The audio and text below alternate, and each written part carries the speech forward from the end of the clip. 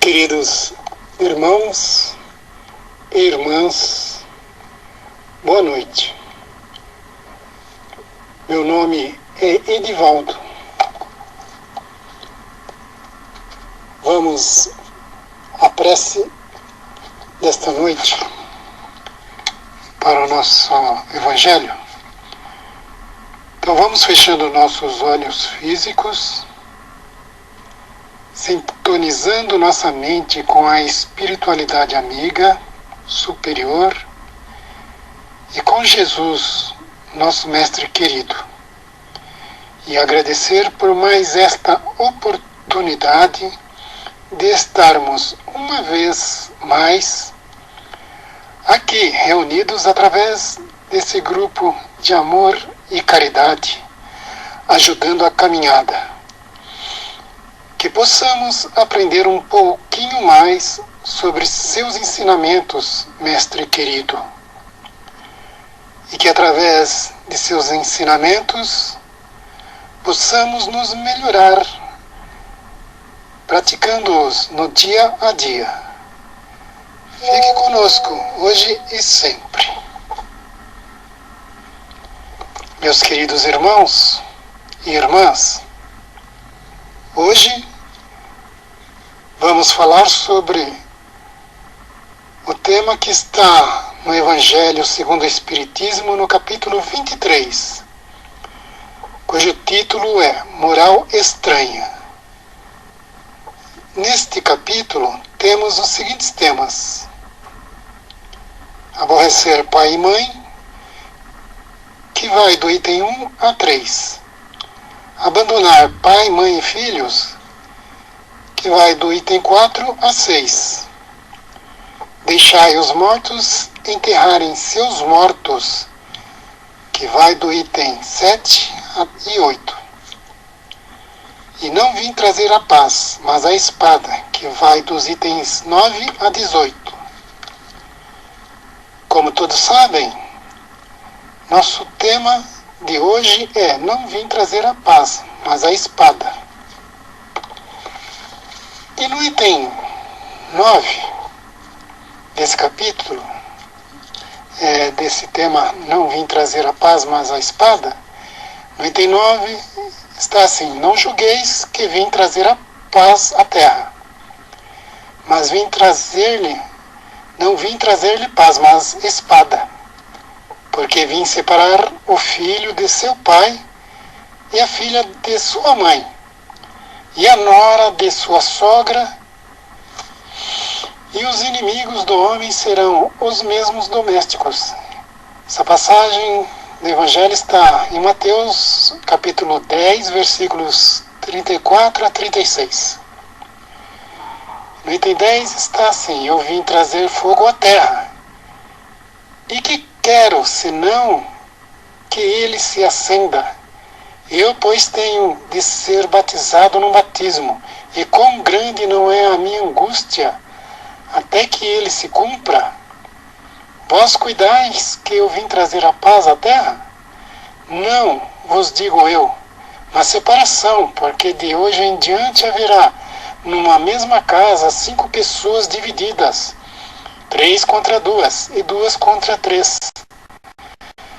Estarão divididas o pai contra o filho, e o filho contra seu pai, a mãe contra a filha, e a filha contra a mãe, a sogra contra a nora, e a nora contra a sua sogra. Essa passagem está no Evangelho de Lucas, capítulo 12, versículos 49 a 53. E sobre os temas desse capítulo do Evangelho, Kardec comenta que ele faz a determinada pergunta: foi mesmo Jesus a personificação da doçura e da bondade, que ele que não cessava de pregar o amor ao próximo? Quem disse essas palavras? Quer dizer, será que foi Jesus mesmo que disse essa palavra? essas palavras: eu não vim trazer paz, mas a espada, vim separar o filho do pai, o marido da mulher, vim lançar fogo na terra e tenho pressa de que se acenda. Essas palavras não estão em flagrante contradição com o seu ensino? Não é uma blasfêmia atribuir-lhe a linguagem de um conquistador sanguinário e devastador? Ele diz que não é uma blasfêmia, nem contradição nessas palavras, porque foi ele mesmo quem as pronunciou. Foi Jesus que pronunciou essas palavras. E elas atestam a sua elevada sabedoria. Somente a forma um tanto equívoca não exprime exatamente o seu pensamento, o que provocou alguns enganos quanto ao seu verdadeiro sentido. Tomadas ao pé da letra, elas tenderiam a transformar a sua missão inteiramente pacífica numa missão de turbulências e discórdias, consequência absurda que o bom senso rejeita, pois Jesus não podia contradizer-se. Então, meus amigos, é muito estranho mesmo, né, essa passagem, essa especificamente que estou como tema, de Jesus falar que não veio trazer a paz, mas a espada. Há uma certa conversação quanto a isso, né? Como eu fui pesquisar, existem textos, né, que dizem, a gente procurando, ouve falar que a linguagem hebraica ou aramaica, essa que Jesus falava, usava-se muito uma palavra para vários sentidos de coisas. Então podemos ter aí esse engano todo, né? Porque uma pessoa, né, o Jesus, nosso mestre querido, pode até ter dito essas palavras nessa mesma descrição que lemos no Evangelho. Pode ter sido algum erro de tradução ou alguma colocação, né, de diversas passagens, diversos escritos que as pessoas vão escrevendo e vai se modificando. Mas mais na frente nós vamos chegar nessa consequência do que foi isso. E no capítulo, no item 12, ele fala sobre toda a ideia nova que encontra forçosamente oposição. Quer dizer, Jesus, quando ele começou a fazer essa pregação, o que acontece, né? Ele trouxe uma doutrina que abalou todas as bases abusivas em que viviam aquele povo da época, né? A elite da época. Essa elite eram os fariseus, os escribas e os sacerdotes.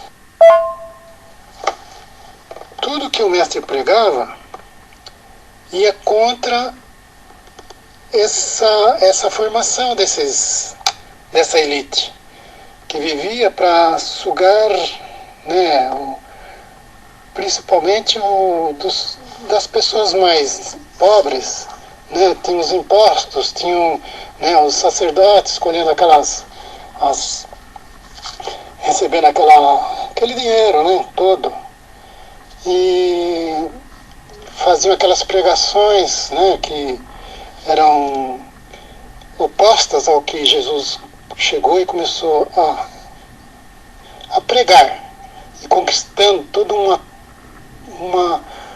uma imensidão de pessoas pobres, pessoas que passaram a segui-lo, né?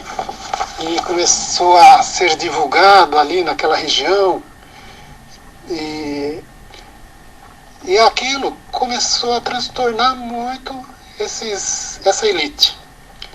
E eles começaram a planejar dar um fim nessa boa nova. E como que eles poderiam dar um fim nessa boa nova, né? Que havia tantos, né? Era crescente o número de seguidores. Então, eles pensaram assim, né, que vamos eliminar o principal pregador. Eles queriam pegar Jesus numa contradição e viviam sempre tentando pegar em alguma contradição com dos ensinos dele, com o Alcorão, com os ensinos lá, com tudo que tinha deixado por Moisés, né, pelas leis mosaicas. Tudo isso, toda essa pregação criava uma grande leva de pessoas, né, que seguiam esses ensinamentos. Crescia muito, então vamos eliminar, vamos cortar o mal pela raiz, eles pensavam. E foi assim, né? Jesus foi crucificado e eles achavam que ia acabar esse segmento, né? E continuou, né? Continua essa formação. Os próprios apóstolos continuavam pregando, né? Às vezes meio escondido, porque havia perseguição.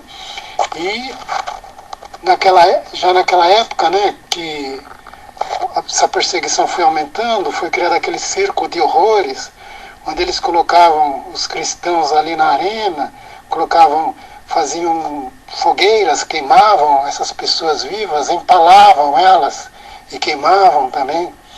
Então havia uma perseguição muito grande em quem seguia ainda os ensinamentos de Jesus. E, inclusive, passando alguns anos, surge Paulo de Tarso, né, que ele que foi conhecido como o apóstolo dos gentios, ele que levou a boa nova a muitos países ali da redondeza, né, ele também levou um pouco mais de tempo para ser caçado, porque ele tinha uma nacionalidade ali, e essa nacionalidade dele que eles prendiam, mas ele podia ficar só preso, até que chegou uma hora que conseguiram levá-lo